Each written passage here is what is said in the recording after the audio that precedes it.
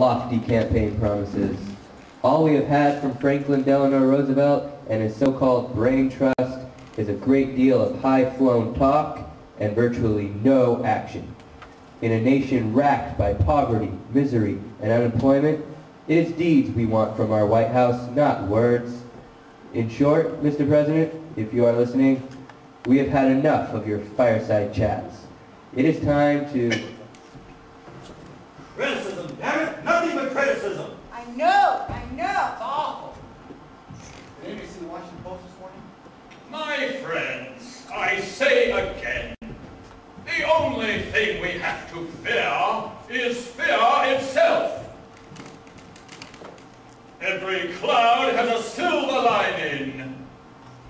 You're never fully dressed without a smile. Oliver Warbucks and Franklin. Oh yes, show them in, Louis.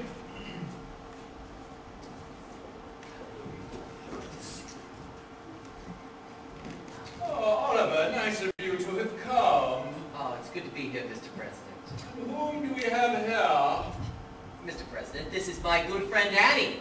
She so wanted to meet you that I couldn't resist bringing her along just to say hello. Ah, the little girl that sang so beautifully on the radio last night. Yes, Annie, this is President Roosevelt. How do you do, President Roosevelt? How do you do, Annie? Oh, you're even more lovely than you sounded on the radio. Thank you, President Roosevelt. Well, shall we begin? Annie, if you'll just wait outside. No, Oliver, let Annie stay. Having a child here will help to keep us on our best behavior. Thank you, Mr. President. Annie? Really, Franklin? This is most of it. Not so much as a gosh out of you, Harold. Now, Oliver, you know everyone here in the cabinet, but Annie, let me introduce you. As Secretary Ickes and Secretary Perkins, Secretary Hull, and the acting Secretary of the Treasury, Henry Morgenthau. Oliver, since you're one of the few Americans who have any money left, let's begin with your opinion on matters. Thank you, Mr. President. In the words of Calvin Coolidge, the business of this country is business. And for the good of you, the country, Wall Street, and me, we've got to get my factories open and the workers back to work. According to my latest figures, there are nearly 15 million Americans out of work, and nearly 50 million with no visible means for support. No, Mr. President, if I may say so, unemployment is not our most important problem. Right now, the dispatches from Germany are becoming more and more worrisome each day. There could be war. Germany, hell! There are people starving in this country! Harold, I know that, but in the long run... Cordell, for people who are starving, there is no long run. The trouble is it's all happening at once. The stock market's taking another nosedive. Sit-down strikes, riots, floods, dust storms. Global warming. And the FBI still hasn't caught Al Capone.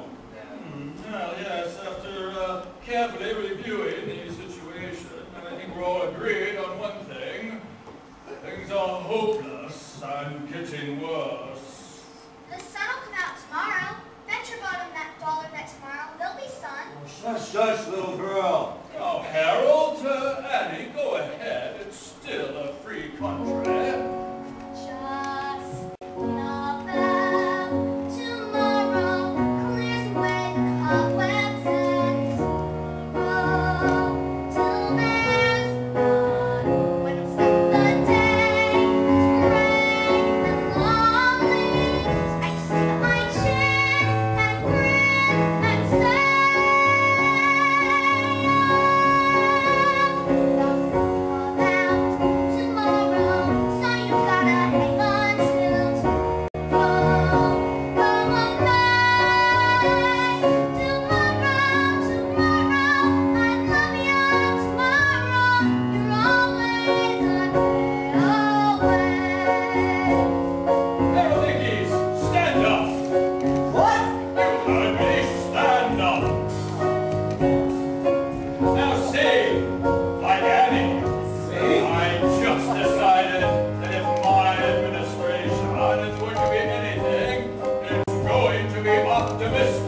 about the future of this country. Now sing.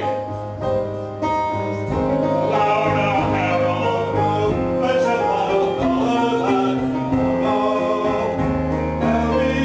Perkins. Clears away the cobwebs and sorrow. Don't know what a president when I'm stuck in the day. Looks gray and lonely. And stick out my chin and grin and say, everyone Republicans do all of it. Say, The sun will come out tomorrow, so you gotta hang until tomorrow. Come on, Tomorrow, tomorrow, I love ya. Tomorrow, you're only a day away. Tomorrow, tomorrow, I love ya. Tomorrow, you're only a